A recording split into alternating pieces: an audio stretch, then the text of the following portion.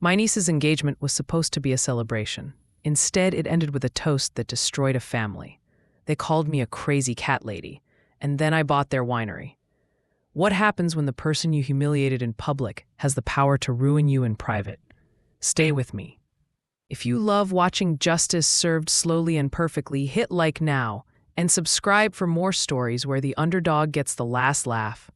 This one, it's personal, messy, and deeply satisfying. A Napa Valley estate glittered in late afternoon sun, sort of movie perfect, with rolling vines and a fountain that burbled like the soundtrack of someone else's life. My niece, Hannah, wore a dress that cost more than my last car. Guests milled in gardens trimmed to obsession. Every laugh was measured, every glance a tiny calculation. I stood near the hydrangeas, a thrift store dress, a wool coat with a threadbare elbow I'd patched myself. I'd learned how to blend into backgrounds a long time ago. My name is Clara Bennett, widow, cat owner, quiet neighbor. To most of the room, I was the quaint accessory to a family legacy they were very proud of. To one of them, to the groom's mother, Veronica Keene, I was an object of contempt. Veronica moved through the crowd like a woman who had been given a map to the world and then decided everyone else should follow it. She smelled faintly of expensive perfume and entitlement. She had a laugh that sliced. She'd been my high school bully, the same woman who'd once shoved my books into a locker and whispered that I'd never be anything. Her scorn had been cataloged, filed, and used against me that night like a polished weapon. She did not remember me. She had no reason to. She remembered the version of me that had refused to play the small games with her. She remembered me as an annoyance, a nuisance. What she didn't know, what none of them knew, was that I'd spent the last 20 years hiding from the spotlight while quietly building something that would make her entire opinion of me look like a child's tantrum. When my father died, he left me a vineyard. Not a quaint little plot, but acres, rows and rows of vines that had been planted in a time when my father made his money the old way, risky, loud, unprintable. He left a legacy wrapped in shadows and soil, a half smile and a will. I chose to live small, to keep the money folded like a secret inside an old coat. I like the quiet life. I like my cats. I like anonymity. I kept my ownership private because the truth about wealth is complicated, especially when your father's hands were once dirty. Veronica found a way to humiliate me in front of everyone. At a champagne reception, she passed me like an icebreaker, loud enough that everyone turned. She smiled sweetly, the kind of smile that read like a verdict. "Oh, Clara," she said with a tilt of her head. "You still wear those clothes? How vintage." Laughter puffed from the cluster nearest her, like a flock of small birds. "You should come by our winery sometime. We like to support local charities." It was not a joke. It was a classification. She used my life like a museum exhibit, quaint, amusing, touched by poverty. She made offhand comments about financial mismatches while examining Hannah's engagement ring with the proprietary gaze of someone performing an audit on human worth. When she mocked my niece's engagement, whispering about who's paying for what and keeping ambition and breeding separate, the bride's relatives stiffened. The room filled with a new frisson, not just gossip, but a coordinated plan to make this match about money instead of love. That was the moment I felt something cold and bright ignite behind my ribs. My hands were steady. My throat felt dry, a desert under glass. I thought of times when I was small and Veronica had shoved me aside. I tasted the faint iron of old wounds. Betrayal doesn't roar. It settles, a heavy, persistent pressure that makes your jaw ache. I could have left. I could have smiled and pretended their laugh didn't bruise me. Instead, I watched them orchestrate humiliation like it was art. I imagined a clock with hands that moved too slow, each tick a memory. High school locker doors, whispered rumors, a mother who raised me to stay quiet and survive.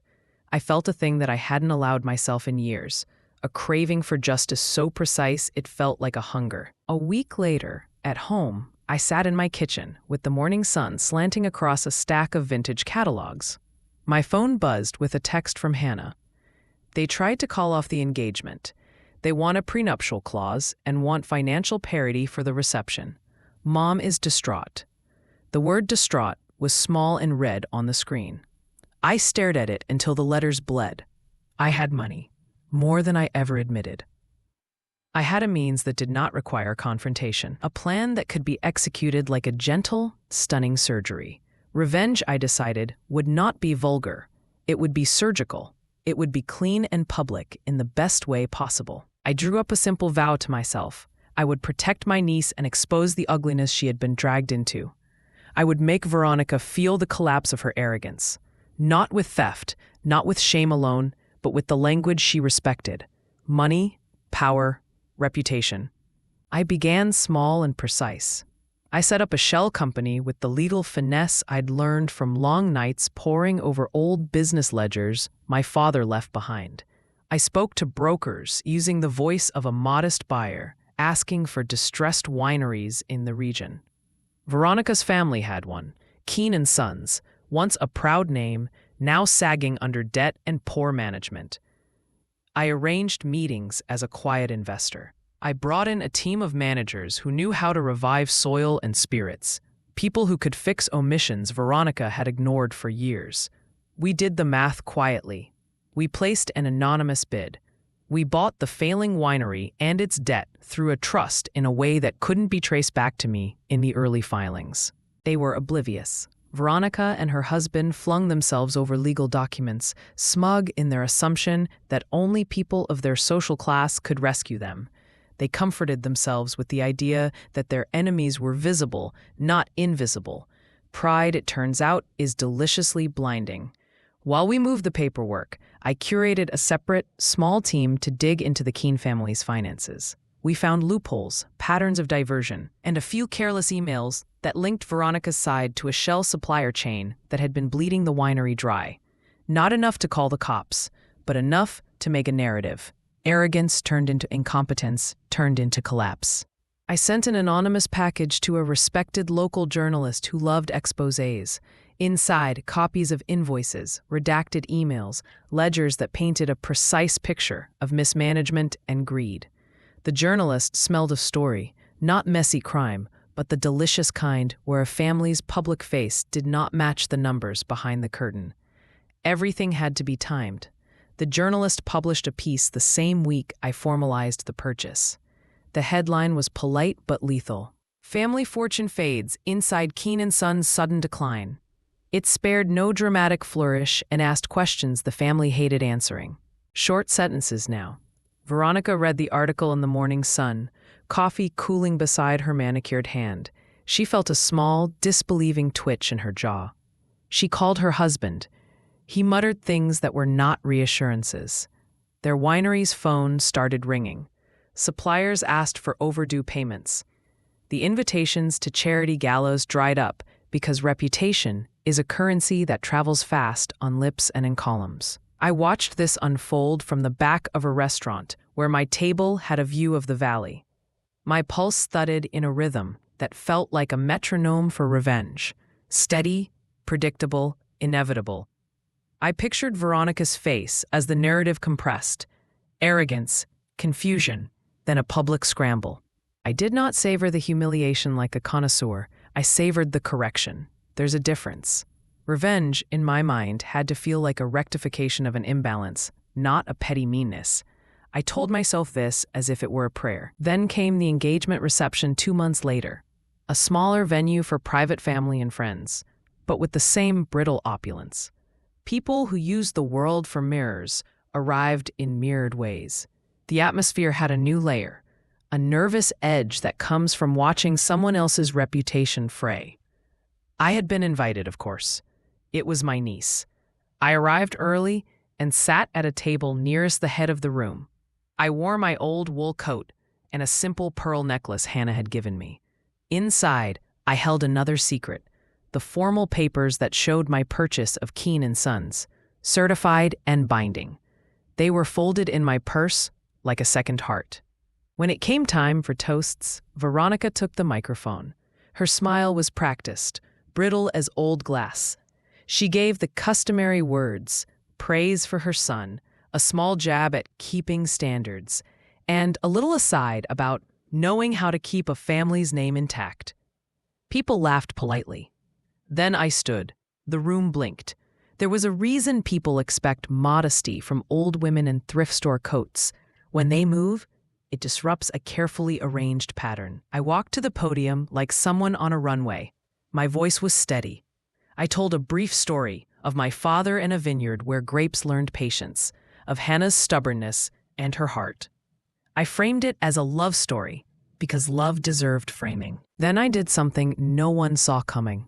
I pulled out the papers. I said, I bought Keen & Sons. Silence is a physical thing at moments like this. It hangs like dust. Veronica's smile slipped. I could see her pupils widen the fraction. The microphone felt heavier in my hand as I laid out the facts. The purchase, the anonymous bid, the articles that had run, the invoices that proved negligence. I spoke calmly, each sentence deliberate. And I didn't buy it to close it, I said. I bought it to save jobs, to protect people who had nothing to do with their leaders' poor choices. I did it for Hannah, because the people in this room almost made her feel like love was a financial transaction. The crowd shifted. Phones came up like a tide. Veronica stood frozen, her face a painting of shock, then anger. She tried to interject, but the crowd quieted, partly out of surprise, partly because the spectacle had turned on its head. Veronica's mouth opened and shut like an animal caught in light. She sputtered about legal recourse and this is preposterous and who is she to, but her words were small in the echoing room.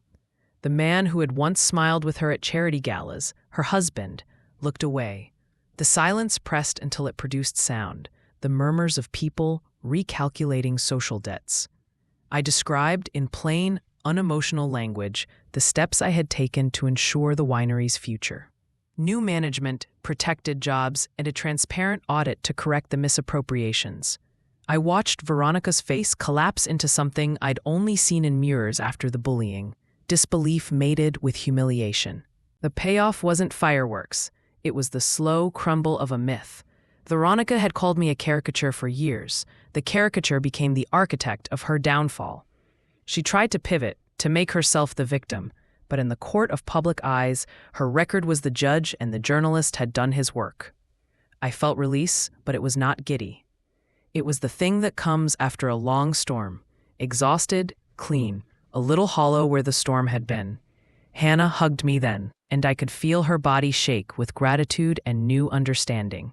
She whispered, "You did this for me," and I nodded. For a moment, everything else evaporated. I will not pretend revenge had no cost.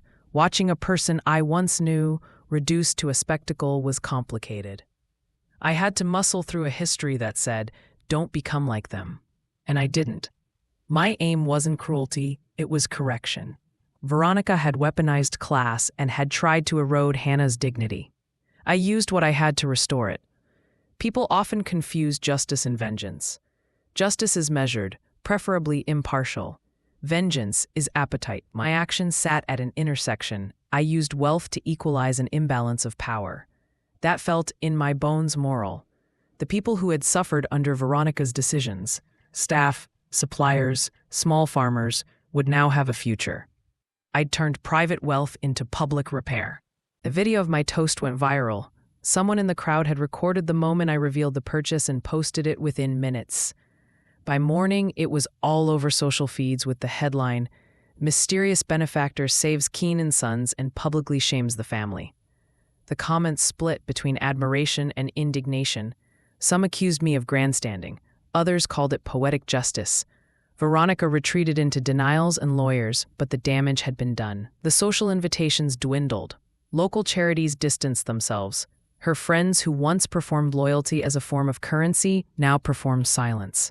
That's the quiet way reputations die, not in lawsuits necessarily, but in the slow evaporation of attention that once fed them. I watched this unfold and felt a complicated satisfaction. The important part, people who'd been hurt were no longer invisible. And Hannah? She married the man she loved a year later in a small ceremony with real smiles. Sometimes justice isn't dramatic. It's careful, patient, and smart. I never wanted to ruin anyone's life. I wanted to protect the people who couldn't protect themselves, and to show that dignity matters more than a well-placed insult. If someone ever underestimates you, Remember, there are quieter ways to win. If this story gave you chills, smash that like button and tell us in the comments, would you have done the same? Share this video with someone who needs to hear it. And don't forget to subscribe for more stories where justice comes served cold and precise. See you in the next one.